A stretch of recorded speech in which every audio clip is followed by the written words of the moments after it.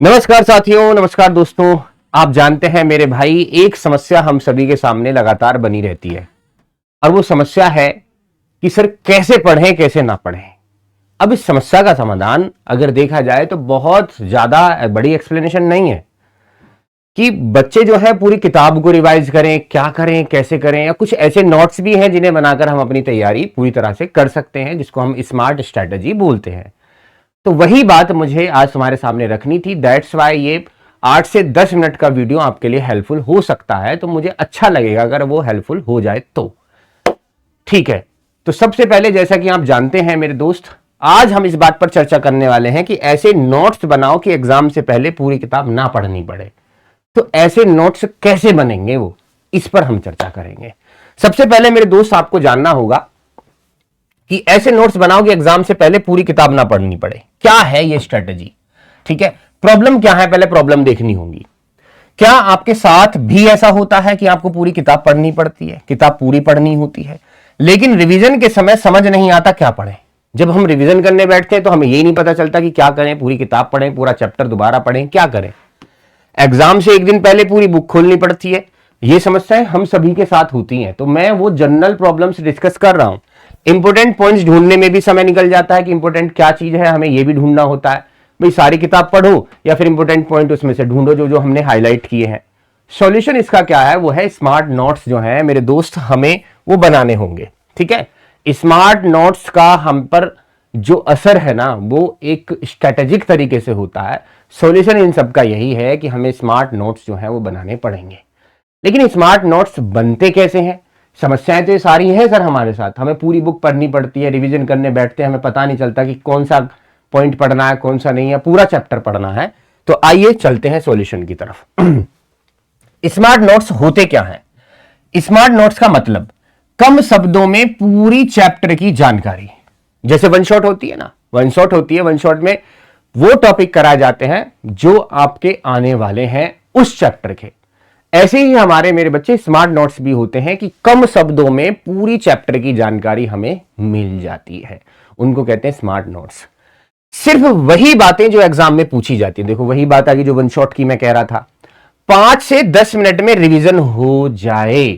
मानो कि अगर मैं प्रेजेंट इंडेफिनिट पढ़ना चाहता हूं या एक्टिव पैसिव पढ़ना चाहता हूं, तो ऐसे स्मार्ट नोट्स बनाइए कि प्रेजेंट इंडेफिनिट को किस में चेंज करेंगे, इसको किस में, एक छोटी सी लिस्ट बना लीजिए। ऐसे फिजिक्स है, केमिस्ट्री है, बायोलॉजी है, मैथ्स है, जिस भी सब्जेक्ट के आप चाहते हैं आप प्रॉपर ऐसे स्मार्ट नोट्स बना सकते हैं। लास्ट डे रिवीजन के लिए सबसे बेस्ट यही है। अब मानो कि पेपर कल का है, पेपर में इतनी छुट्टी तो मिलती नहीं कि महीने की छुट्टी, 10 दिन की छुट्टी दूसरे पेपर में और पहले पेपर में, ऐसा कभी नहीं होता। तो हमें क्या करना है मेरे दोस्त, हमें यह करना है कि स्मार्ट नोट्स बना के उसी से हम रिवीजन करेंगे, जिनको शॉर्ट नोट्स भी कहते हैं। ठीक, चलिए जी आगे देखते हैं। वन पेज रूल क्या है? हर चैप्टर का सिर्फ एक पेज समरी बनाओ। कोई चैप्टर उठाओ, ठीक है, करके देखना है, बहुत बेस्ट तरीका है। कोई चैप्टर उठाओ, उस चैप्टर को एक पेज में ही उसकी समरी बनाओ। मतलब छोटे छोटे अक्षर में लिखो, है ना, छोटे छोटे वर्ड्स में लिखो, बिल्कुल छोटी छोटी हैंडराइटिंग में। और पूरा चैप्टर जो है मेरे दोस्त, मेन पॉइंट्स उसके उसी चैप्टर में, उसी पेज में आप इंक्लूड कर लो। चैप्टर का नाम, definition, formulas, important diagrams, frequently asked question, 3 से 5 की पॉइंट्स। ठीक है, मतलब कैसे बनाना है, वन पेज रूल क्या है, चैप्टर का नाम लिखो, डेफिनेशंस लिखो जो जो उसमें आई हैं, छोटी छोटी डेफिनेशंस, और फॉर्मूलाज उसमें लिखो जो भी मैथ्स के यूज हुए हैं या फिजिक्स के, केमिस्ट्री के यूज हुए हैं। इंपोर्टेंट डायग्राम्स भी उसमें बना लो छोटे छोटे से इधर। और मेरे दोस्त फ्रीक्वेंटली आस्क्ड क्वेश्चंस यानी FAQ जिनको कहते हैं, जो बार बार चैप्टर्स के क्वेश्चन पूछे गए हैं, उस चैप्टर से जो बार बार रिपीटेड क्वेश्चंस हैं वो भी हमें वही लिखने हैं कि ये रिपीटेड क्वेश्चंस हैं। और 3 से 5 की पॉइंट, 10 भी हो सकते हैं, की पॉइंट लिख लो जो इस चैप्टर में ये चीज इंपोर्टेंट है। इस तरह का वन पेज रूल होता है। PY की कॉर्नर भी बनाना है, हाँ जी, यानी प्रीवियस ईयर क्वेश्चंस का कॉर्नर भी बनाना है। पिछले वर्षों के प्रश्न अलग लिखो, 2 मार्क्स वाले, 3 मार्क्स वाले, 5 मार्क्स वाले। जो प्रश्न बार बार आते हैं उन्हें स्टार लगाओ। यानी उस चैप्टर से ये देखो प्रीवियस ईयर्स में 2 नंबर के आए हैं, 3 नंबर के आए हैं, 5 नंबर के आएंगे, कौन कौन से PYQ आए हैं इस चैप्टर से रिलेटेड पेपर में, है ना। ये हेल्प मिलेगी तुम्हें प्रीवियस ईयर क्वेश्चंस पेपर उठाने से। इंटरनेट पे आपको बहुत प्रीवियस ईयर क्वेश्चंस पेपर मिल जाएंगे। 2025 का, 2024 का, 22 का, 23 का, जो भी निकालना चाहो निकल जाएगा वहां से, ठीक है। और उन क्वेश्चंस पर मेरे बच्चे बार बार आने क्वेश्चन पर आप क्या लगाएंगे, स्टार लगा लेंगे कि भैया ये आना ही आना है, ये ना आएगा तो इससे रिलेटेड क्वेश्चन दूसरी संख्या में पूछ लिया जाएगा। तो पीवाई की कॉर्नर तुम्हें बनाना जरूरी होता है। अब आगे देखते हैं 24 आवर्स रिवीजन रूल क्या है। पढ़ने के 24 घंटे के अंदर नोट्स दोबारा देखें। आपने पढ़ लिया, 24 घंटे के अंदर अंदर वो नोट्स तुम्हें दोबारा देखने हैं। डे 1 क्या करना है, जैसे कि डे 1 पर है तो चैप्टर पढ़ो, डे 2 पर नोट्स रिवाइज करो उसके जो तुमने बनाए हैं 1 पेज वाला, और डे 7 पर क्विक रिवीजन उसका कर लो। यानी एक दिन, पहले दिन चैप्टर पढ़ना है, फिर दूसरे दिन उसका नोट्स बनाकर उसका रिवाइज करना है, और 7वें दिन उसका क्विक रिवीजन करना है शॉर्ट नोट्स से, ठीक है। एग्जाम से पहले सिर्फ नोट्स, यही तरीका टॉपर फॉलो करते हैं। एग्जाम से पहले सिर्फ नोट्स पढ़ने हैं, पूरी किताब आपको नहीं पढ़नी, क्योंकि पूरी किताब आपने एक बार पढ़ ली है, ठीक है भाई। चलिए नेक्स्ट देखते हैं, एग्जाम डे स्ट्रेटेजी क्या होती है। फिर एग्जाम से पहले क्या देखें, formula books, definitions, diagram, PYQ list, mistake notebooks. पूरी किताब नहीं, सिर्फ स्मार्ट नोट्स ही आप देखकर पेपर देने जाएंगे। एग्जाम से पहले क्या देखें, फॉर्मूला बॉक्स देखो, डेफिनेशंस देखो, डायग्राम देखो, पीवाईक्यू लिस्ट जो तुमने बनाई है वो देखो। भाई मानो एक नोटबुक ऐसी भी बन गई कि भाई किसी में चैप्टर में 20 रुपए वाली नोटबुक ले लो, 20 रुपए वाली, 10 रुपए वाली, उसमें बायोलॉजी की ये बुक है, बायोलॉजी का पहला चैप्टर, उसके क्या क्या मेन चीजें हैं वो लिख लो, उसके डायग्राम छोटे छोटे से वहीं बना लो, दूसरे के भी, तीसरे के भी, तो 3-4 चैप्टर उसमें होंगे, उसके बायोलॉजी का चैप्टर हो गए।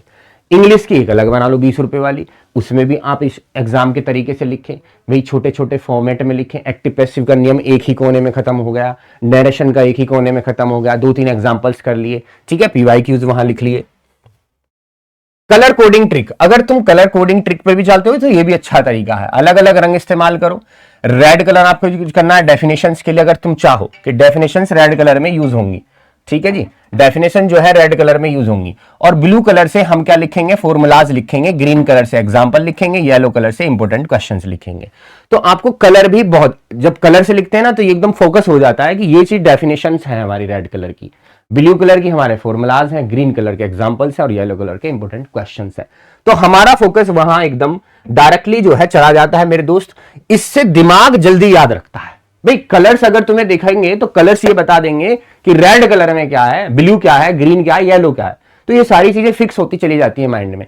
ऐसा नहीं कि एक ही पेन से लिखे जा रहे हैं, तो एक ही पेन से ये दिक्कत होती है हमें समझने में कि डेफिनेशन क्या है, फॉर्मूलाज क्या है, एग्जाम्पल्स क्या है, इंपोर्टेंट क्वेश्चंस कौन से, तो एक कलर में नहीं पहचान पाते हैं हम, ठीक है। नेक्स्ट देखते हैं, फ्लो चार्ट बनाओ। लंबे आंसर्स को पैराग्राफ में मत लिखो कि भाई लंबा आंसर तो पूरा पैराग्राफ लिख रहे हैं।